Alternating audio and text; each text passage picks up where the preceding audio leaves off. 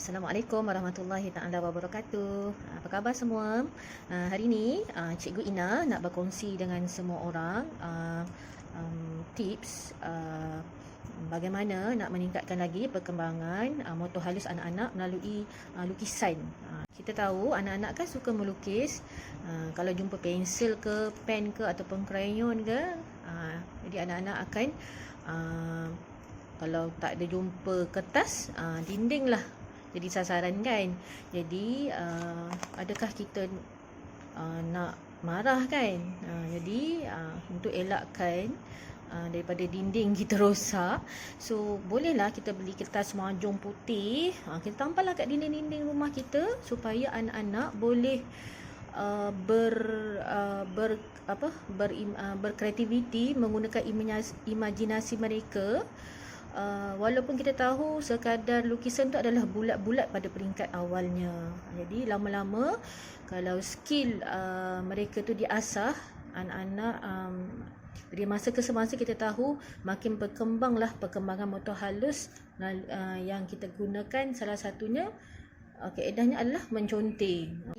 Saya kata menconteng kan, bagi anak itulah bagi mereka melukis, tapi bagi kita Allah conteng apa-apa saja kan. Kita nampak apa je lukis kan, tak nampak kita tak faham pun, tapi itulah ruang mereka melalui pertama kali contengan, akhirnya akan menghasilkan satu lukisan yang sangat kreatif, yang hanya mereka sahaja tahu apa yang mereka lukiskan. Dan kita sebagai ibu bapa, kita boleh ambil peluang ini untuk kita selalu menambah kan, ini salah satu juga perkembangan lain, menambah kosakata anak. Kita tanya, adik lukis apa? Aisyah lukis apa tu? Ni apa benda ni bulat-bulat? Jadi dari situ anak-anak akan boleh bercerita kepada kita kembali, oh ini Aisyah lukis kereta, oh kereta macam ni. Okay, itu peringkat pertama. Walaupun kita nampak tak nampak macam kereta, tapi kita raih sahaja usaha mereka, dan akhirnya mereka akan lagi berkeyakinan untuk terus menguatkan motor halus mereka. Dekat sini Cikgu Ina nak tunjuk satu contoh ni, anak cikgu nama Aisyah. Ini dia lukis waktu PKP hari tu. Ini sebelum ni dia lukis orang macam orang lidi tu je. Dan dia dah belajar untuk menulis nama dia, walaupun nampak macam menurun, dia tak boleh susun lagi, tapi ini peringkat pertama lah. Dan banyak lukisan macam ni ditampal di semua dinding-dinding. Ini dia sangat bahagialah dapat buat, dan kita bila kita kata bagusnya, pandainya, lagi seronok dia nak buat. Dan nanti kita tengok Okey, ini lukisan kedua. Bukan banyaklah lukisan. Ini hasil lukisan dia yang seterusnya. Nama pun dah panggil makin bagus tulis. Kat sini kita boleh tanyalah, kenapa tu? Mana Umi? Mana ayah? Dah ada pokok. Pokok pun dah nampak seperti pokok dah lah. Dah ada rumput-rumput. Jadi anak-anak dia akan melukis apa yang sangat dekat dengan mereka. Sebenarnya dia akan lukis ibu, ayah. Kalau sini ada rakan-rakan dia, ada abang, dia ada 2 orang abang dan diri dia. Ini waktu COVID lah ni, dia kata semua orang ada duduk dalam rumah. Jadi kita boleh, daripada lukisan ni saja kita boleh bersembang dan menambah kosakata anak lah, dan menguatkan, dalam masa yang sama menguatkan motor halus anak-anak. Ini lukisan terbaru Aisyah. Yang ni ditampal atas kertas lain, macam tebal sikit. Nah, kita fokus pada orang yang dilukis tu kan. Cuba tengok hasil lukisan orang. Mula-mula tadi macam orang lidi, yang ni dah ada macam pakai tudung dah. Dan nampaklah sikit perbezaan daripada gambar yang pertama tadi tu, sekadar dia pandai lukis orang, dia kata Umi, tapi macam semua macam sama je kan. Ni kan. Jadi yang ni dah ada nampak uminya, ayahnya, abangnya pakai kopiah. Ni sikit ada benda yang related dengan dia lah, yang hampir dengan dia. Dan dia berani lepas yang ni, dia berani dah menggunakan marker pen, nak nampakkan lagi jelas lah. Jadi ni confident dia lebih lagi lah pada yang lukisan yang pertama tadi tu, yang sebelum ni. Okay, adakah melukis ni mengambil masa macam sehari dua dah pandai nak lukis, nak tulis nama dengan elok kan? Jadi dia mengambil masa yang lama, dan bagaimana kita nak asah perkembangan motor halus di lukisan. Kita kena jadikan diri kita sebagai ibu bapa adalah sama level dengan anak. Peringkat awal kita lukis seperti mana kita buatlah berlakon bahawa kita melukis juga seperti dia. Contoh nak lukis orang, kita lukis juga seperti anak kita, lukis orang lidi juga, supaya dia rasa oh Umi pun sama lah. Jadi confident dia akan rasa Umi dengan dia lukisannya lebih kurang je, kan. Lama-lama walaupun kita nak galakkan dia supaya dia rasa seronok lagi nak melukis. Ataupun kalau dia tak pandai, kita tunjukkan dulu. Okey, kita kata nak lukis orang, lukis bulat-bulat dulu, bulat besar, ada mulut. Yang tu dulu.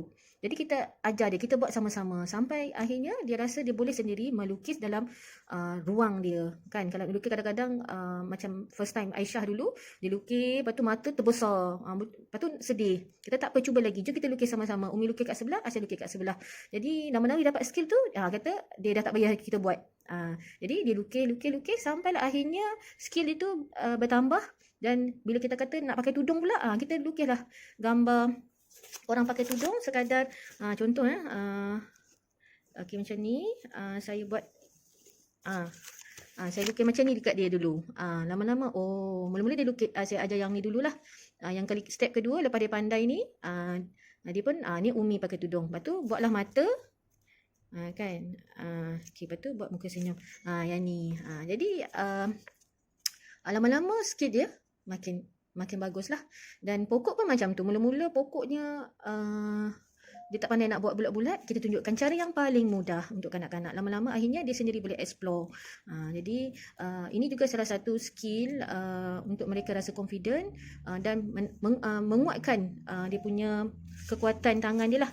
Kalau lukisan yang nampak macam ni, kita tahu dia punya jari dah maksudnya kekuatan jari dia untuk memegang pensel semakin baik lah sebab jelas. Lepas tu dan dia boleh menulis walaupun ada silap-silap sikit kan.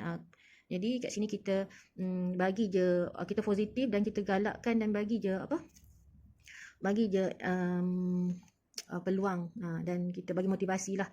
Kita wah bagusnya, bagilah stiker kan. Jadi lama-lama anak saya tak langsung melalui lukisan, walaupun peringkat awal kita nampak macam mencontek, akhirnya boleh menghasilkan lukisan macam ni. So kita lama-lama kalau kita anak tu memberi kelebihan dalam lukisan tangan, akhirnya boleh menjadi seorang pelukis yang hebat. Jadi kita kat rumah kita boleh galakkan je lagi anak-anak kita melukis menconteng tadi tu. Bagaimana senang je. Pertama kita belilah kata mahjong satu pulung tu, kita tampal kat dinding-dinding rumah kita. Kita beli krayon, kita beli marker pen. Ni Umi dah tampal kat dinding ni. Abang nak tulis, nak lukis apa boleh, nak tulis ke, nak lukis ke, boleh je. Nak buat apa-apa kan, buat di sini. Tapi kalau anak kita kata tak reti lah, selalu macam tu lah Kak Tadika. Anak kata tak reti lah Umi, tak reti lah cikgu. Okey, jom hari ni cikgu nak ajar lukis ikan. Kita lukis ikan yang paling simple yang kita boleh, anak-anak boleh buat bersama. Anak kita pas tentang melukis ni, semalam sebelum naik pejabat, lalulah satu kumpulan anak murid 6 tahun tengah melukis. So nampaklah beberapa murid tengah melukis, ada yang memang lukisannya memang sangat jelas lah. Dia lukiskan gambar family, dan ada seorang budak ni lukis bulat-bulat. Lepas tu cikgu pun bila nampak lukisan, mula-mula cikgu nampak lukisan murid yang cantik lah, lukisan itu jelas tu, kata wah lukis apa ni yang besar ni, dia kata ni ayah. Lepas tu barulah cikgu perasan ada satu lukisan seorang budak ni, dia lukis gambar bulat. Lepas tu tiba-tiba dia menangis. Lepas tu alah kenapa menangis ni, cikgu dia kata dia tak pandai nak lukis. Okey kat sini cikgu nak ajak cikgu, mai kita lukis sama-sama. Okey buat macam ni, lukis bulat kecil dulu, bulat kecil, lepas tu kita buat bulat besar. Jadi kita kena maksudnya kat situ kita kena bersama dengan dia untuk kita memberitahu bahawa dia juga boleh melukis seperti rakan-rakan yang lain. Dan akhirnya dia pun cubalah kan, walaupun tengah sedih-sedih tu, sebab mungkin dia baru skill untuk memegang pensel ataupun kemahiran tangan itu baru bermula, nak berbanding rakan tadi yang lukisannya yang agak kemas, batu jelas. Jadi kita meraih kanak-kanak mengikut kemampuan dan perkembangan dia lah. Jadi insyaAllah dekat rumah pun kita boleh buat benda ni bersama anak-anak. Bagi kita boleh macam tadi saya cakap, sama ada kita bagi sediakan satu kertas besar, kertas mahjong ataupun kertas lukisan, ataupun sekadar kertas A4 untuk mereka berekspresi. Jadi insyaAllah setakat tu dulu perkongsian Cikgu Ina menconteng akhirnya menjadi satu lukisan yang bermakna. Assalamualaikum warahmatullahi wabarakatuh.